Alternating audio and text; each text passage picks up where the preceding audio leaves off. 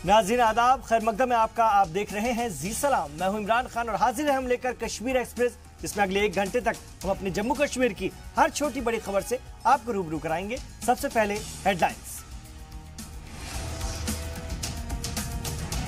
तलाक और हलाला पर मुजव्वजा बिल को मुस्लिम पर्सनल लॉ बोर्ड ने किया खारिज। कहा मुतल्लका फरीक से मशवरा किए बगैर बिल की हुई है ड्राफ्टिंग, औरतों के लिए बताया मुजीब।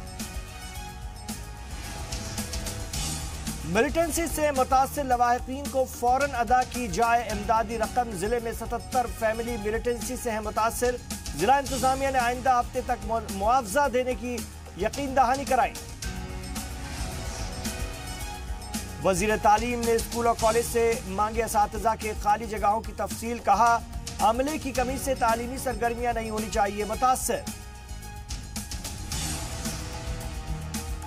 नईम अख्तर ने ली तामीरात आम्मा महकमे के सीनियर अफसरान की क्लास। कहा काबिल और बासलाहियत इंजीनियर्स को करें प्रमोट, टेक्निकल सेल कायम करने की दी हिदायत।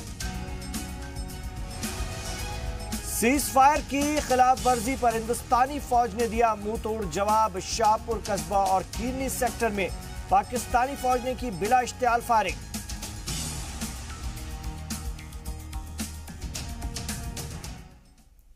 आप देख रहे हैं जी सलाम। All India Muslim personal law board ने तलाक सलासा पर मरकजी हुकूमत के मुजव्वजा बिल की पुरजोर मुखालफत की है। लखनऊ में बोर्ड के एक अहम इजलास में ट्रिपल तलाक से ताल्लुक से पेश होने वाली बिल पर गौर खोज किया गया।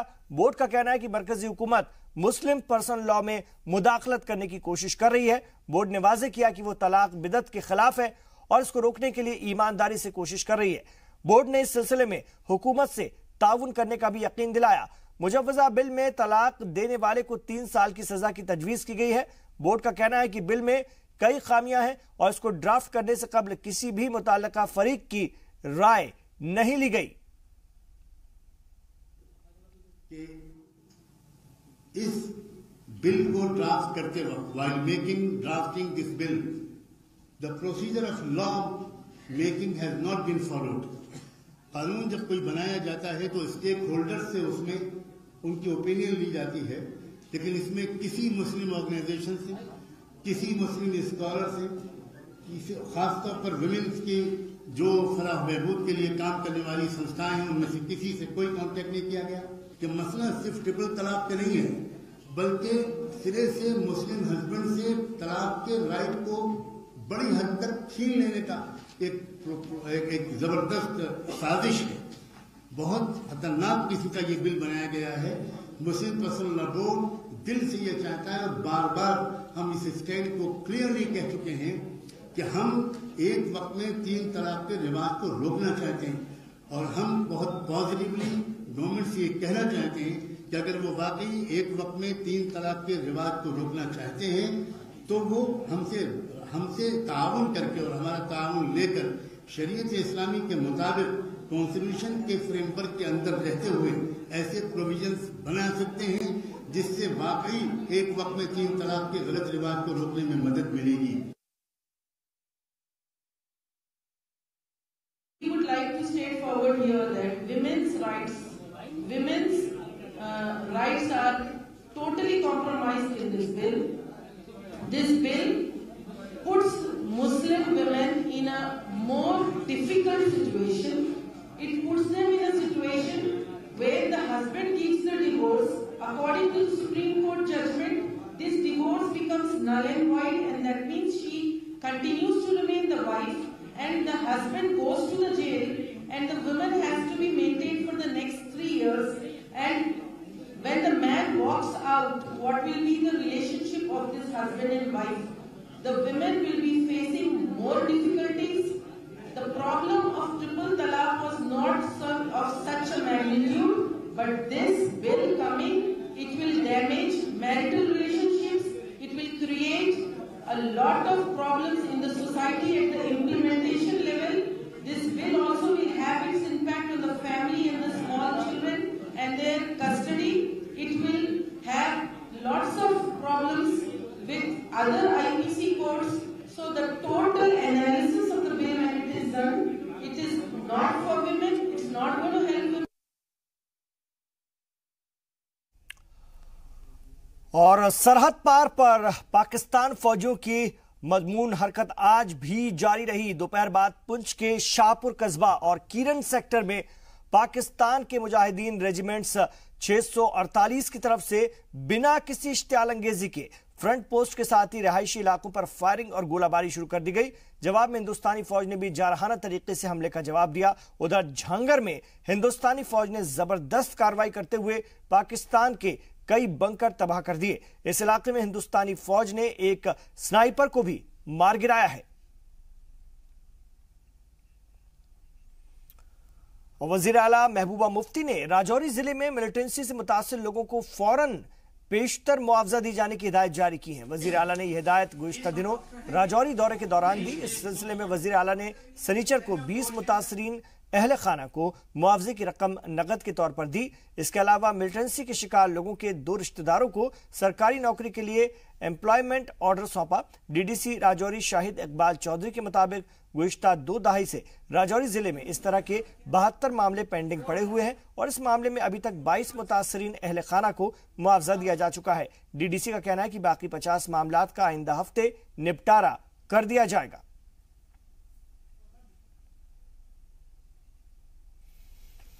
वजीर बराए तालीम सैयद अल्ताफ बुखारी ने कहा है कि स्कूल और कॉलेज में असातिज़ा और दीगर स्टाफ की तकर्रूरी के सिलसिले में हुकूमत के मौक़िफ़ में किसी तरह की तब्दीली नहीं आई है।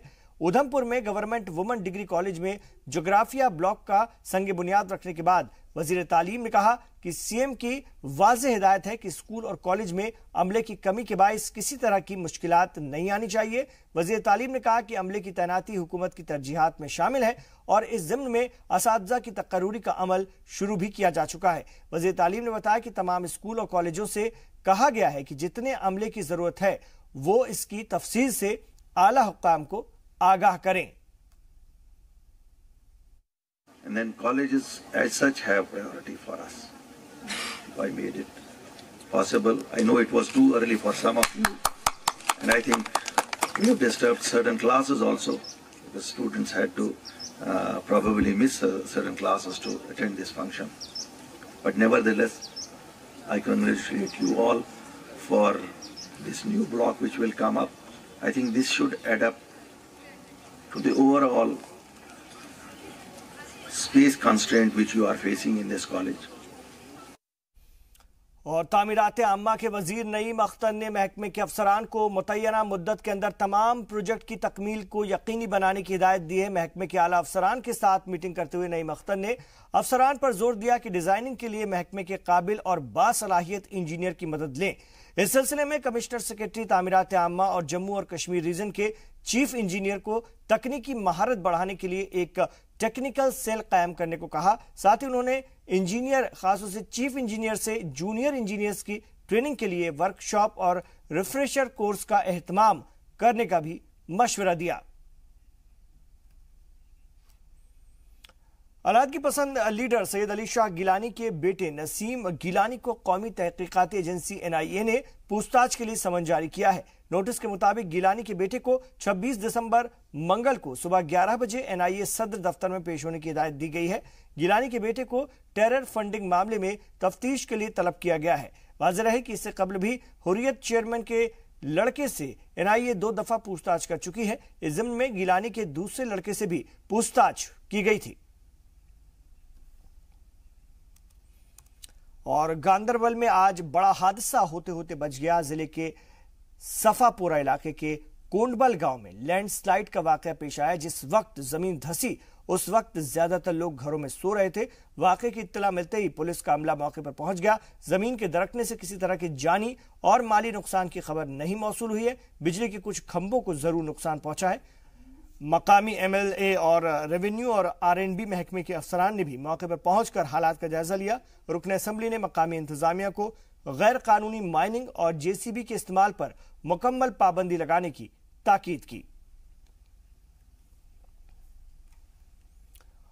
नेशनल कॉन्फ्रेंस ने गांदरबल में बुनियादी सहूलियात की अदम मौजूदगी को लेकर मुजाहरा किया। मकामी रुकन असेंबली और जिला सदर शेख अशफाक जब्बार की क़यादत में पार्टी कारकुनान ने शहर में सरकार मुखालिफ रैली निकाली। जिला दफ्तर से निकली गई इस रैली में भीमा चौक पर जाकर रैली खत्म हुई। रैली के दौरान एनसी कारकुन सरकार मुखालिफ नारे लगा रहे थे। बिजली की अदम दस्तयाबी से नाराज पार्टी कारकुनों ने एहतजाज के लिए अनोखा तरीका निकाला। कारकुनान हाथों में खासतौर से लालटेन लिए हुए महबूबा सरकार की तनकीद करते हुए रुकने असेंबली की तरफ बढ़ रहे थे। पीडीपी बीजेपी हुकूमत अवाम को बुनियादी सहूलियात फराहम करने में लोगों ने नाकाम बताया। और जम्मू में मुस्लिम फ्रंट की तरफ से Islam for universal peace and harmony मौजू को लेकर एक सेमिनार का एहतमाम किया गया। सेमिनार में सभी मज़ाहिब के उलमा और दानिश्वरों ने शिरकत की। सेमिनार की शुरुआत कुरान खानी के साथ हुई। मुक़र्ररीन ने इस्लाम को अमन और भाईचारे का मजहब बताते हुए कहा कि मौजूदा दौर में इसकी स्पिरिट को मस्ख करने की कोशिश की जा रही है। शिद्दत पसंदी के रुझान की तनकीद करते हुए मुक़र्ररीन ने कहा कि इस्लाम तशद्दुद और फसाद की नफी करता है और दीन इस्लाम में इसके लिए कोई जगह नहीं है। जैसे हमारे जम्मू में आपस में प्यार मोहब्बत है, ईद बड़ी ईद कोई त्यौहार हो, है ना, उसमें हम सब मिलकर रहते थे। आज उन्होंने एक बहुत अच्छा प्रोग्राम यहाँ किया है। देखिए, हरकत जब तक नहीं करेंगे बरकत नहीं होगी। पूजा करेंगे तो भगवान मिलेगा, तो घर बैठ के किसी को कुछ नहीं मिलता, सिर्फ शैतान ही मिलता है।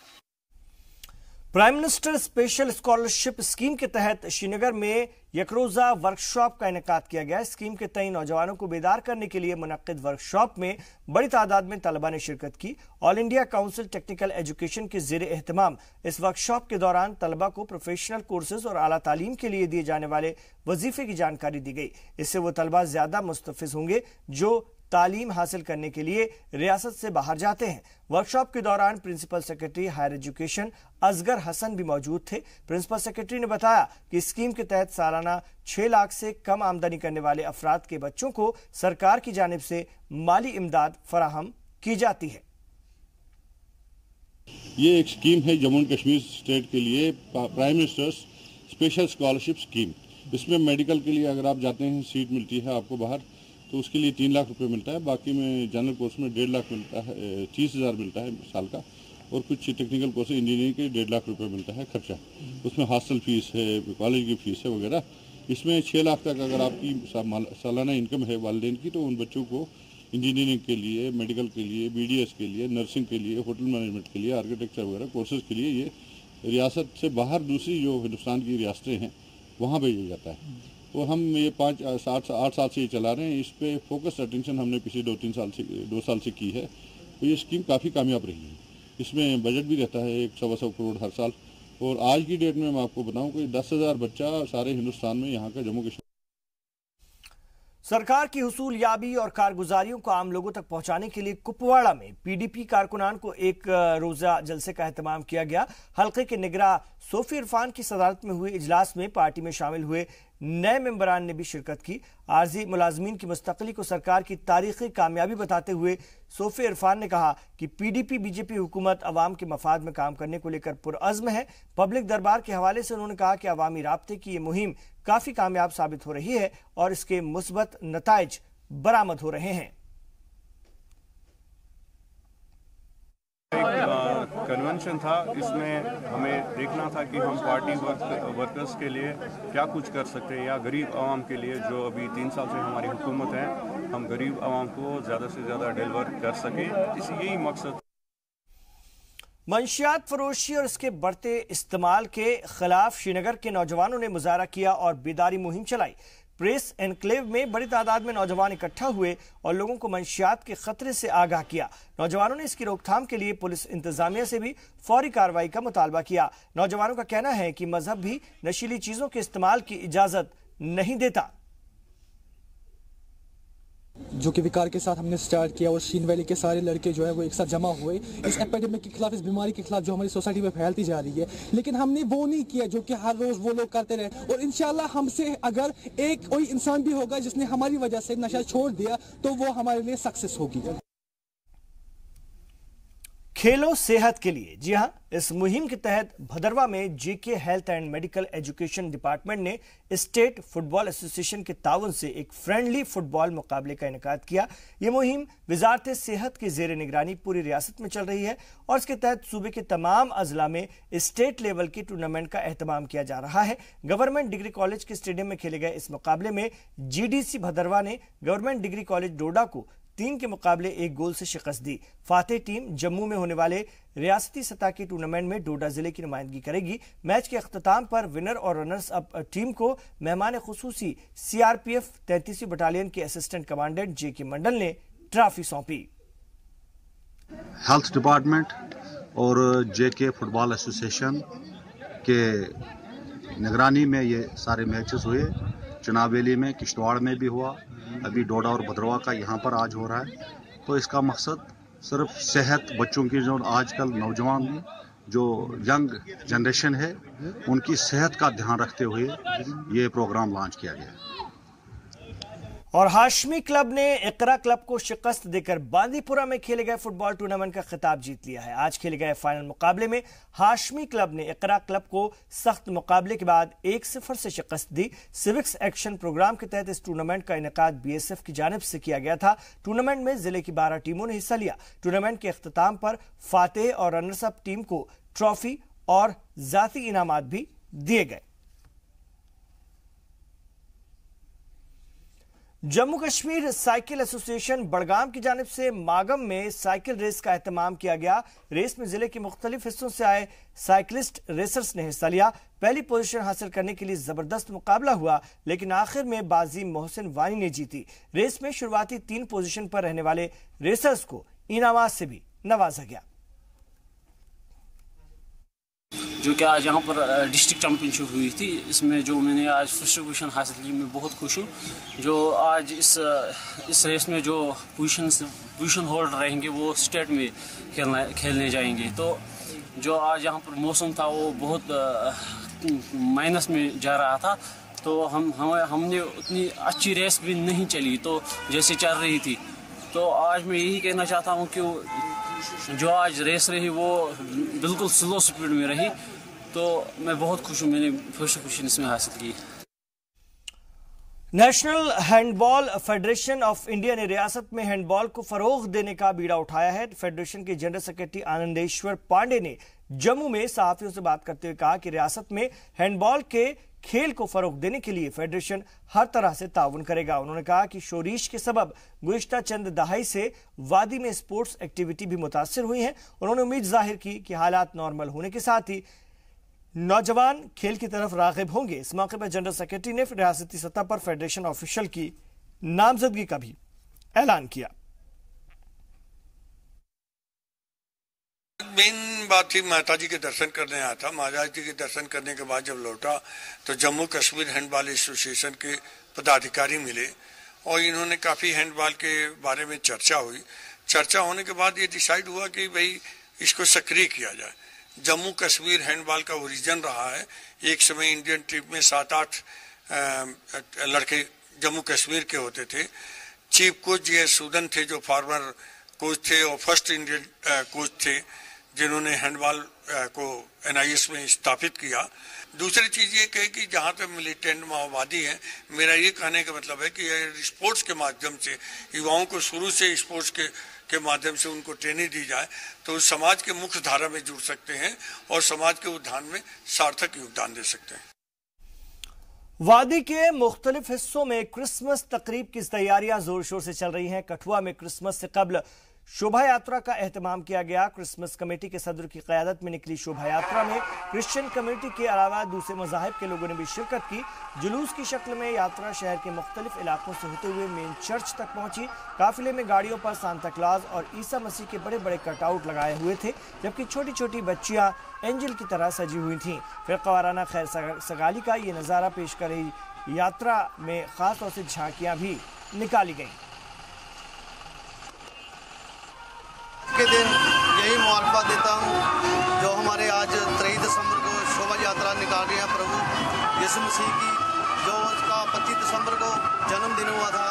आज बालक यीशु की खुशी में मेरे साथ बहुत ज़्यादा मेरे शहरवासी और मेरी पूरी बिरादरी मेरे साथ खुशी का इतिहास करते हुए इस शोभा यात्रा को, तो शोभा यात्रा के मैं सबको मीडिया के माध्यम से सबको मैं मुबारकबाद देता हूँ। उधर पुंछ में सिख मजहब के 10वें गुरु गुरु गोविंद सिंह जी की यौम विलादत के मौके पर प्रकाश उत्सव का जुलूस निकाला गया। नगर कीर्तन के जुलूस में बड़ी तादाद में सिख मजहब के मानने वाले शामिल हुए। गुरुद्वारा गुरु सिंह सभा से शुरू हुआ ये नगर कीर्तन किले बाजार तक पहुंचा। इस मौके पर मुकर्ररीन ने गुरु गोविंद सिंह की जिंदगी और उनके कारनामों पर रोशनी डाली। वहीं नौजवानों ने मार्शल आर्ट की तर्ज पर गटका का मुजाहरा किया। नगर कीर्तन में बीजेपी के कानून साज काउंसिल के रुकन प्रदीप शर्मा, डीसी तारिक अहमद और एसएसपी राजीव पांडे भी शामिल हुए। गुरु गोविंद सिंह ने अपनी 42 साल की उम्र में एक ऐसा कारनामा किया जो कोई भी नहीं कर सका।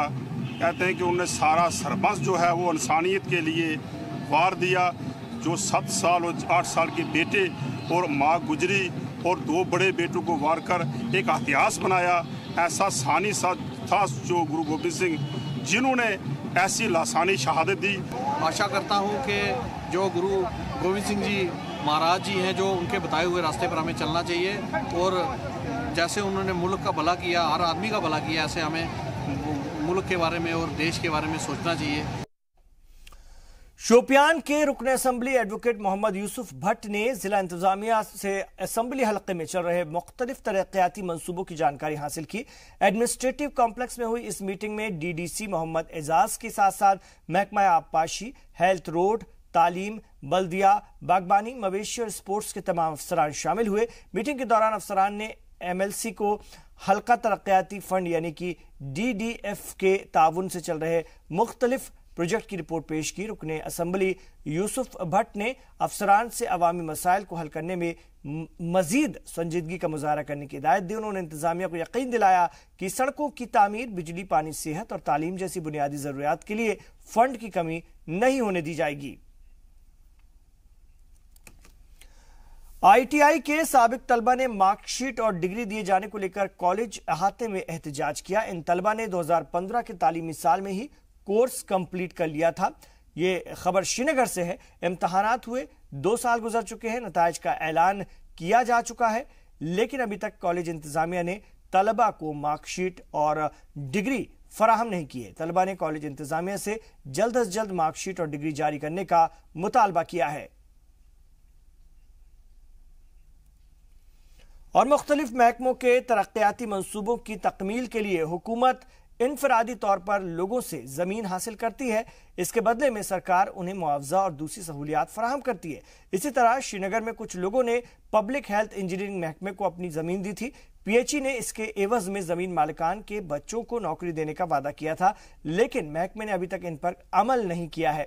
जमीन डोनर महकमे की इस वादा खिलाफी से नाराज है। मुजाहिरीन ने अपने बच्चों को महकमे में जल्द अज जल्द नौकरी दिए जाने का मुतालबा किया।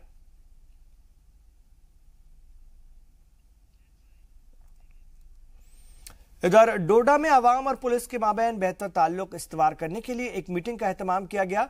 पुल डोडा गेस्ट हाउस में मुनक्किद इस मीटिंग में सियासी, समाजी, मजहबी और कारोबार से जुड़ी मुख्तलिफ तंजीमों के नुमाइंदों ने शिरकत की। इस मौके पर शहर की बासर शख्सियतों ने भी हिस्सा लिया। मीटिंग की सदारत SSP ASP विनय कुमार ने की। मीटिंग के दौरान नुमाइंदों ने शहरियों को दरपेश मसाइल से आगाह किया। इलाके में मंशियात के गैर कानूनी कारोबार पर लोगों ने तशवीश का इजहार करते हुए पुलिस से इन अनासिर पर सख्त कार्रवाई का मुतालबा किया। सोसाइटी में जो नशाखोरी की बीमारी फैल रही है, इसको हम जड़ से ख़त्म करना चाहते हैं। डोडा पुलिस ने इस नशाखोरी के अगेंस्ट एक मुहिम शुरू कर रखी है और तैयार कर रखा है हमने कि इसको जड़ से ख़त्म करना है।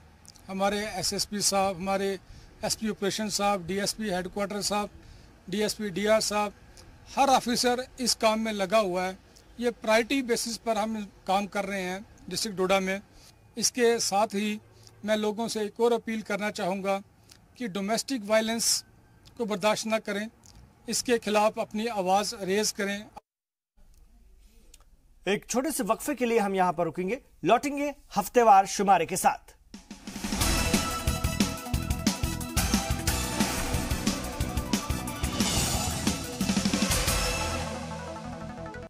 आप देख रहे हैं कश्मीर एक्सप्रेस और अब हफ्तावार शुमारा, वो खबरें जो गुज़िश्ता हफ्ते सुर्खियों में रही। हफ्ते की सबसे बड़ी खबर रही आर्जी मुलाजमीन की मुस्तकली। जी हां, सरकार के मुख्तलिफ महकमों के 60,000 मुलाजमीन को मुस्तकिल करने का नोटिफिकेशन जारी किया गया। आर्जी मुलाजमीन का यह वफ्द वजीर आला का शुक्रिया अदा करने के लिए हाजिर हुआ था। बरसों की जद्दोजहद और काविशों के बाद उनका देरीना ख्वाब पूरा होने जा रहा है। इंतखाबी मंशूर में PDP ने आर्जी मुलाजमीन को मुस्तकिल करने का वादा किया था, उस पर अमल आवरी भी शुरू हो चुकी है। इस हवाले से चंद रोज कबल जो ऐलान किया गया था, जुमे को उस फैसले पर कैबिनेट ने भी अपनी मोहर लगा दी। वजीर खजाना हसीब दराबू ने मुख्तलिफ महकमों के 60,000 आर्जी मुलाजमीन को मुस्तकिल करने का नोटिफिकेशन जारी किया। Jammu Kashmir casual and other workers regular engagement rules 2017 के तहत जारी नोटिफिकेशन से आर्जी मुलाजमीन को मुस्तकिल करने का अमल फौरी तौर पर शुरू हो गया है। इस फैसले से यौमिया, आर्जी और सीजनल समेत 9 कैटेगरी में काम करने वाले मुलाजमीन मुस्तफिज होंगे। स्किल्ड और नॉन स्किल्ड मुलाजमीन को उनकी तालीमी सलाहियत, टेक्निकल महारत और पेशेवराना लियाकत की बुनियाद पर 2 खानों में तकसीम किया जाएगा। SRO के मुताबिक जिन मुलाजमीन को मुस्तकिल किया जा रहा है, उन्हें गवर्नमेंट सर्विस असिस्टेंट यानी GSA के नाम से जाना जाएगा। GSA को मुस्तकिल तो कर दिया गया है, लेकिन ग्रेड 4 के सरकारी मुलाजमीन की तरह उन्हें दीगर मराआत हासिल नहीं होंगी। इनकी कोई पे स्केल नहीं होगी। इन्हें महंगाई, रेंट, मेडिकल और सिटी कंपनसेटरी अलाउंस भी नहीं मिलेगा। इसके अलावा उनके पास महकमा जाती तरक्की के मौके भी नहीं होंगे। GSA की तकरूरी के लिए सरकार ने जो कवायद और ज़ाब्ते बनाए हैं, उनके मुताबिक SRO को इतलाक सिर्फ उन्हीं आर्जी मुलाजमीन पर होगा जिन्हें 31 जनवरी 1994 से लेकर 17 मार्च 2015 के दरमियान तैनात किया गया है।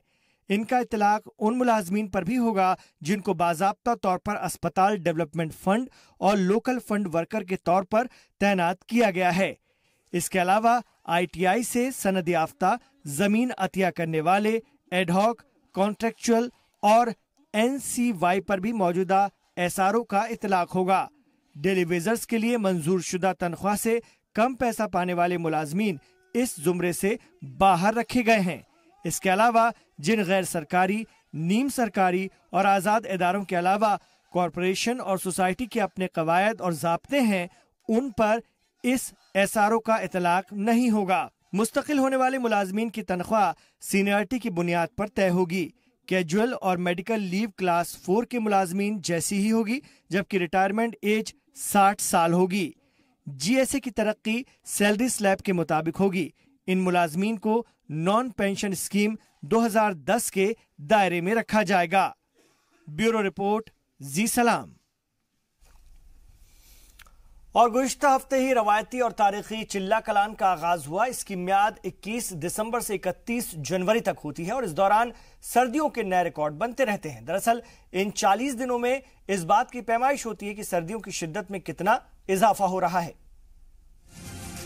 दुनिया की जन्नत कहे जाने वाले कश्मीर में वैसे तो कुदरत अपने खुद होने की गवाही देती है, जिसमें बर्फबारी अहम हिस्सा है, जो कश्मीर की सरजमीन पर बर्फ के फूल बिछाती है। बर्फबारी से दर्जा हरारत में लगातार गिरावट के चलते लोगों को महीनों सर्द दिनों की ठंडी रातों का एहसास करना पड़ता है। ऐसे में यहाँ चिल्ला कलां का सफर लोगों के लिए बेहद मुश्किल साबित होता है। पहाड़ी इलाकों में दर्जा हरारत 0 से -10 से 15 डिग्री तक दौड़ लगाता है। वहीं मैदानी इलाकों में भी 0 से नीचे ही अपनी मौजूदगी दर्ज कराता है। इस कड़कड़ाती ठंड में लोगों का क्या आलम होता है, इसे जानने के लिए हम श्रीनगर के बाहरी इलाके फकीर गुजरी में पहुंचे, जो कि पहाड़ों में बसा है।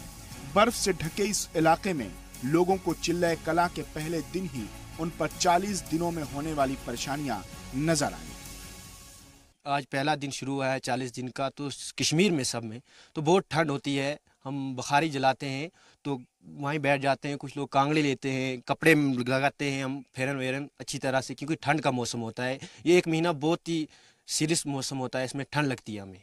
तो कितनी मुश्किलें होती हैं? बहुत मुश्किल होती है इस महीने में, तो हमें बहुत मुश्किल होती है क्योंकि ठंड का मौसम है, ये 40 दिन पूरा रहता है, इसमें बहुत मुश्किल होती है। पहाड़ी इलाकों के रहने वाले ये लोग शहर से कट जाते हैं, सहूलियात यहाँ अपना दामन छोड़ा लेती है। पानी हो या बिजली, सबकी कमी सताने लगती है क्योंकि 4 से 5 फीट बर्फ जमने की वजह से बिजली की तारें काट दी जाती हैं, पानी के नल जम जाते हैं।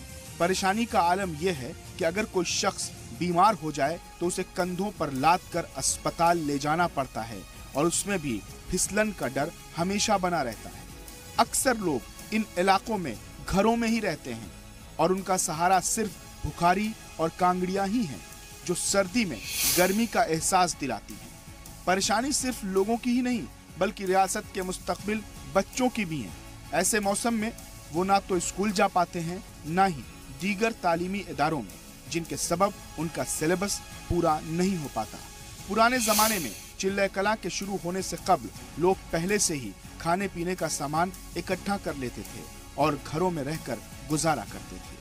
चिल्ले कलां से ये मुसीबत रहती है कि बच्चे भी पढ़ नहीं पाते हैं और ज़्यादातर ये होता है कि इससे जो बच्चे हैं उनकी ट्यूशन जाने के जो मौके हैं वो अपने मौके गंवा देते हैं और वो ट्यूशन नहीं जा पाते हैं। तो इसकी वजह से वो बच्चे आधे छोड़ देते हैं पढ़ाई, और पढ़ाई छोड़ने से वो अपनी जो सिलेबस है वो कंप्लीट नहीं कर पाते हैं, इस वजह से वो अपनी पढ़ाई छोड़ देते हैं। यानी कहीं न कहीं इस मौसम को लेकर यहाँ की आम जनता जो है चिंतित रहती है क्योंकि इस दौरान काफ़ी फिसलन रहती है, साथ ही साथ जो तालाब है, झील है, झरने हैं वो जम जाते हैं और काफ़ी ठंड होने के कारण न सिर्फ बुजुर्गों को बल्कि बच्चों को जो ट्यूशन्स या वगैरह घरों से बाहर जाते हैं उनको काफ़ी दिक्कतों का सामना करना पड़ता है।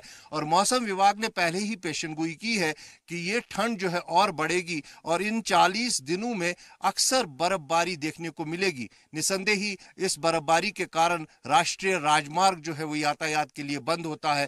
पहले से ही लेह श्रीनगर रास्ता बंद है, गुरेज का रास्ता बंद है, टंगडार का रास्ता बंद है, मुगल रोड बंद है। कश्मीर घाटी की वाहिद लाइफलाइन जो रहती है वो जम्मू कश्मीर राष्ट्रीय राजमार्ग रहती है और वो भी इन 40 दिनों में अक्सर बंद रहती है और जिसके कारण यहाँ एसेंशियल कमोडिटीज की भी अक्सर कमियां देखने को मिलती है। कहीं ना कहीं मौसम विभाग की पेशेनगोई के मुताबिक यहाँ ठंड का प्रकोप जो है दिन ब दिन अब बढ़ेगा, जिसके कारण न सिर्फ कश्मीर घाटी बल्कि पूरा उत्तर भारत जो है वो आने वाले दिनों में कठोर ठंड की वजह से ठिठुरता हुआ दिखेगा। ये मौसम कश्मीर वादी को अक्सर मुल्क के बाकी हिस्सों से काट देता है। इस मौसम में शुरुआत में सभी रास्ते बंद कर दिए जाते हैं, सिर्फ जम्मू कश्मीर नेशनल हाईवे खुला रहता है जो कभी कभी बंद भी हो जाता है। महकमा मौसमियात के मुताबिक 40 दिन ठंड का कहर और बढ़ेगा। ब्यूरो रिपोर्ट, जी सलाम। और गुज़िश्ता हफ्ते जी सलाम ने रियासत में माजूर अफराद की हालत जानने की कोशिश की। रियासत की कुल आबादी का 3% हिस्सा इन्हीं माजूर अफराद पर मुश्तमिल है जो किसी सबब जिस्म के किसी खास आज़ा के सबब मजबूर और बेबस है। डिजिटल इंडिया और बुलेट ट्रेन जैसे ख्वाबों को हकीकत करने में जुटी मरकजी हुकूमत और कई तरह के मंसूबों को लागू करने में जुटी है ताकि मुल्क का हर बाशिंदा कंधे से कंधा मिलाकर चल सके। बावजूद इसके इसे लाल फीता शाही की लापरवाही कहेंगे या फिर हुकूमत की देखरेख की कमी, जिसके चलते जरूरतमंद लोग बेबस और लाचार बने रहते हैं। वो यूं ही तन्हा हैं, अपनी जिंदगी बसर करने के लिए कभी कभी हुकूमत का मुंह ताक लेते हैं कि आएगा उनका फरमान और हमारी बेबसी खुशहाली में तब्दील हो जाएगी।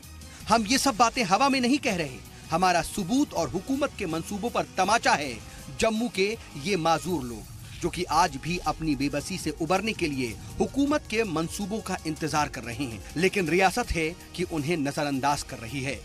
रियासत में माजूर लोगों की तादाद 3,67,000 के करीब है, जिनमें 2.8 लाख लोग नाबीना हैं।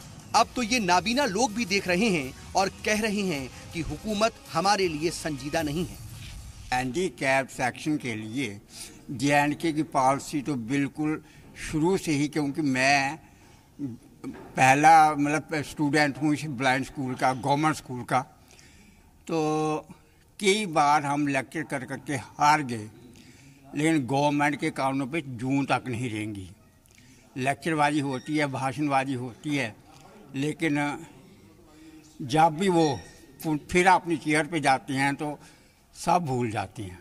90 के डिकेड के बाद गवर्नमेंट ने एक पॉलिसी बनाई जिसके तहत 3% रिजर्वेशन जो है वो विजुअली मतलब ऑल द हैंडीकैप्स के लिए रखी, जिनमें से 1% for orthopedically handicaps, 1% for the physically handicaps and 1% for visually handicapped. चलो रिजर्वेशन तो मैं कहता हूँ कि अगर प्रॉपरली इम्प्लीमेंटेशन हो इसकी तो दैट इज़ मतलब अप्रोप्रिएट, क्योंकि स्ट्रेंथ जो है वो तकरीबन हैंडीकैप्ड की उतनी ही बनती है, लेकिन ऐसा एक्चुअलिटी में इम्प्लीमेंट बहुत कम किया जाता है। मदरूमशुमारी के मुताबिक मुल्क की टोटल आबादी के 21 मिलियन से ज्यादा लोग किसी न किसी तरह की माजूरी से मुतासिर हैं और रियासत में महकमा समाजी बहबूद के मुताबिक दहशतगर्दी की वजह से 55,549 लोग माजूरी का शिकार हुए। वहीं 20,345 लोग एक्सीडेंट की वजह से माजूर हैं और माइंस धमाके की वजह से 14,456 लोग और दीगर वजूहात से 13,455 लोग माजूरी का शिकार हुए हैं। इतनी बड़ी तादाद में माजूर लोग हैं तो हुकूमत की जिम्मेदारी भी बड़ी हो जाती है कि ऐसे मंसूबे तैयार किए जाएं जिनसे उन्हें फायदा मिल सके। और ऐसा भी नहीं है कि रियासती हुकूमत ने कोशिश नहीं की, कोशिश की माजूर लोगों को 3% रिजर्वेशन देकर के भी, लेकिन असल में ये सब कुछ हुआ कागजों में, हकीकत में नहीं। मतलब कोशिश की गई लेकिन कामयाब नहीं हो पाई। और एक्चुअली क्या है कि कागजों में तो सब कुछ लागू है। मैं स्वयं Mohinder Kumar Badiyal, convener national federation of the blind J&K state.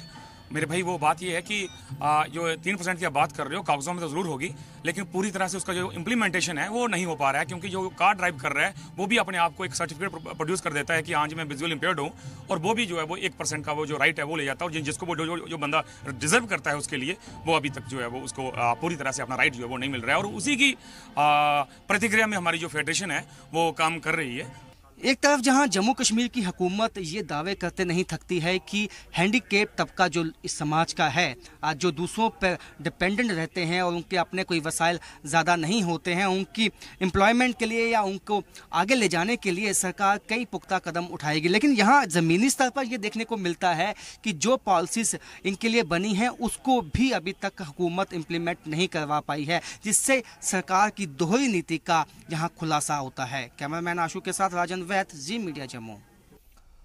और माजूरी को बुलंद हौसलों और अज़्म से शिकस्त दी जा सकती है। वादी का एक 20 साला नौजवान नाबीना है, लेकिन क्रिकेट में उसकी दिलचस्पी इतनी है कि वो ब्लाइंड क्रिकेट के आलमी कप में मुल्क की नुमाइंदगी करने के लिए कमर कस चुका है। वो इसके लिए खूब प्रैक्टिस भी कर रहा है।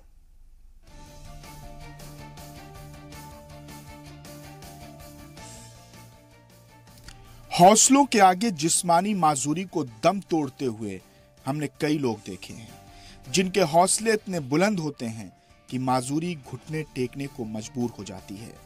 ऐसे ही रियासत के क्रिकेटर हैं इरफान अहमद मीर, जो मिसाल है उन लोगों के लिए जो माजूरी के सबब हौसला खो बैठते हैं।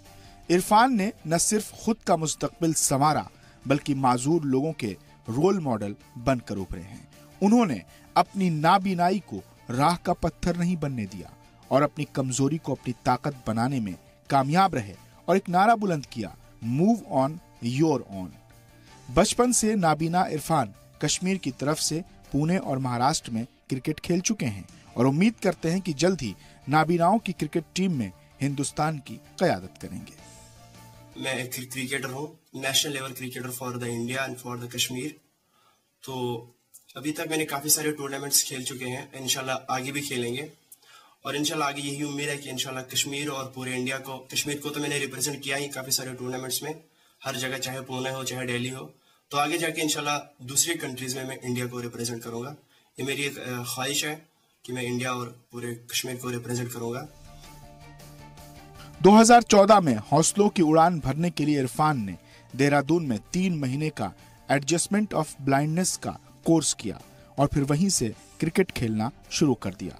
और इरफान उन 52 खिलाड़ियों में से हैं जो हाल ही में ट्रायल में शामिल हुए हैं और इसी ट्रायल में से ही हिंदुस्तान का one day international blind cricket squad select किया जाएगा। इरफान को पूरा यकीन है कि वो सिलेक्ट जरूर होंगे। आपको जानकर हैरानी होगी कि इरफान अपना हर काम खुद करते हैं, यहाँ तक कि मोबाइल और लैपटॉप भी चलाते हैं।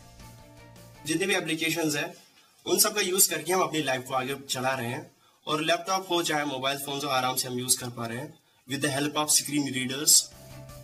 इरफान का ख्वाब है कि वो अपनी पूरी जिंदगी माजूर नौजवानों की मदद के लिए लगाएं। साथ ही हौसला देता है कि कोई भी कभी भी कुछ भी कर सकता है, बस जरूरत है अपनी कमजोरी में अपनी ताकत तलाशने की। आपको यकीन करता हूँ आप वो कर सकते हैं कि जो आपने एनेबल की हालत में नहीं किया होगा, आप वो काम डिसेबल की हालत में कर सकते हैं। जम्मू कश्मीर में क्रिकेट एसोसिएशन फॉर ब्लाइंड है, जो भारत की क्रिकेट एसोसिएशन फॉर ब्लाइंड से एफिलिएटेड है, और अब ये लोग जम्मू कश्मीर स्पोर्ट काउंसिल से मदद के लिए राब्ता कर चुके हैं, और इनके बुलंद हौसलों को हर तरह की मदद मिलने की भी उम्मीद है। ब्यूरो रिपोर्ट, जी सलाम। वक्त है एक और छोटे से वक्फे का। लौट रहे हफ्तेवार शुमारे में और भी खबरों के साथ।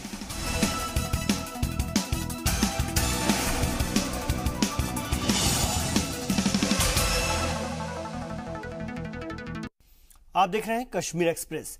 पहाड़ के इलाकों में बुनियादी सहूलियात की फराहमी किसी भी हुकूमत के लिए सबसे बड़ा चैलेंज होता है। सेहत और तालीम को लेकर लोगों को खासी परेशानियों का सामना करना पड़ता है। गांदरबल जिले के कुछ इलाके भी ऐसे ही हैं जहां पर बड़े अस्पताल की जरूरत शिद्दत से महसूस की जा रही है। यह खबर भी इस हफ्ते सुर्खियों में रही। रोटी, कपड़ा और मकान की जरूरत के बाद जो सबसे अहम जरूरत है वो है सेहत, और बिगड़ी सेहत के इलाज के लिए जरूरत है अस्पताल की, जहां आपका इलाज हो सके, आपकी तंदुरुस्ती का जरिया बन सके, जहां डॉक्टर हो, बेड हो, ऐसा अस्पताल जहां आपको मुकम्मल इलाज मिल सके। ऐसे में गरीब आदमी के पास इलाज के लिए सरकारी अस्पताल ही वाहिद आसरा होते हैं। और अब जरा सोचिए, अगर आपका कोई अपना बेहद करीबी बीमार हो और आपके पास इलाज के लिए बेहतर अस्पताल भी ना हो आसपास, और आपको इलाज के लिए दूसरी जगह जाना पड़े, साथ ही वक्त पर आपके करीबी को इलाज भी मुहैया ना हो पाए, और मान लीजिए अगर आप दूसरी जगह के अस्पताल में अपने करीबी को लेकर पहुंच भी गए तो डॉक्टर ये अल्फाज कह दे कि माफ कीजिएगा, अगर आप थोड़ी देर पहले आते तो शायद हम कुछ कर पाते। तब आप पर क्या गुजरेगी? ये वही समझ सकता है जिसने अपनों की जिंदगी सिर्फ इस वजह से खो दी कि नजदीक में अस्पताल नहीं था, या था भी तो मुकम्मल इंतजाम नहीं थे। ऐसी ही हालत रियासत जम्मू कश्मीर के जिला गांदरबल की है, जहां इलाज के लिए मुकम्मल इंतजामात एक ख्वाब की तरह हैं। परेशानी हमको ये है, जो यहाँ ये इतना फ्लो रहता है, बीमारों का बहुत रश रहता है, यहाँ डिस्ट्रिक्ट अस्पताल है, तो हमारी गुजारिश है गवर्नमेंट से, जो वहाँ बिल्डिंग बनी है उसको कंप्लीट किया जाए। आपको तो बखूबी जानते हो, जो पिछली सरकार है उसने तो उसके लिए कुछ किया ही नहीं। अब जो इस वक्त जो सरकार चल रही है, हमें इस पर बहुत ट्रस्ट है, इस पर हमें ये लोगों का उजाला करेगी, तो हमें गुजारिश करते हैं मौजूदा सरकार से उसको काम लगा दिया जाए, और ये जो गांदरबल का डिस्ट्रिक्ट अस्पताल है ये ट्रांसफर वहाँ हो जाए। जरा सोचिए एक बार के लिए आपकी क्या हालत होगी जब आपका अपना हुकूमत और बदइंतजामी की वजह से दम तोड़ दे। आप घबरा जाएंगे, आप बिखर जाएंगे इतने टुकड़ों में कि जिन्हें समेटना फिर कभी किसी हुकूमत और इंतजामिया के आपे से बाहर होगा। और ये सब गांदरबल के लोग झेल रहे हैं 8 सालों से। जहां लोगों को गांदरबल को जिला बनाने के ऐलान पर खुश होना चाहिए, वहीं इस बात का उन्हें गम है कि जिले को जो सहूलियात मिलनी चाहिए थी वो उससे महरूम रह गए। दुदरहमा की पुरानी इमारत में अस्पताल की भरपाई की जा रही है, और इस भरपाई में जिंदगी बहुत छोटी नजर आती है। जो जाए तो जाए, मरीजों की लंबी कतारें डॉक्टरों की कमी का गवाह बन रही हैं, और इंसानों के साथ जानवरों के जैसा सुलूक हमारे निजाम और हुकूमत पर धब्बा है जो कभी नहीं धोया जा सकता। लेकिन इलाज तो जरूरी है। कौन अपने अपनों को मरते देखना चाहेगा? इसलिए वो जाते हैं अपनों को लेकर जिले के बाहर के अस्पतालों में। तो सबसे बड़ा सवाल यही है कि जब इंतजाम ही नहीं है तो लोग जिले में क्यों रहें, और वो कैसा जिला? देखिए, ये हकीकत है कि डिस्ट्रिक्ट हॉस्पिटल गांदरबल जो नया स्ट्रक्चर बन रहा है उसमें काम रुका हुआ है। इमीडिएटली 5 करोड़ का जो है रिलीज उन्होंने कमिटमेंट की हुई है, और JKPCC जो एग्जीक्यूटिंग एजेंसी है, they are starting the work on the structure within couple of days, मौसम की वजह से उस पर काम स्टार्ट नहीं हो पाया, बट 2-3 दिन में ये काम स्टार्ट हो जाएगा। बेबसी किसे कहते हैं ये पूछो जाकर उस परिंदे से जिसका पिंजरा रखा भी हो तो खुले आसमान के तले। ऐसे ही हालत जिले की है जहां अस्पताल है सिर्फ नाम का और लोग बेबस हैं अपनों को मरता देखने के लिए। इंतजामिया को ये बेबसी कब नजर आएगी और वो कब लोगों का दर्द समझेंगे, ये बहुत अहम सवाल है। ब्यूरो रिपोर्ट, जी सलाम। और अब आखिर में चलते चलते हफ्तावार शुमारे की खास पेशकश लड़ी शाह अपने मुनफरिद अंदाज में सलाम काक आज बटमालू बस स्टैंड शिफ्ट होने के असरात को बयां कर रहे हैं।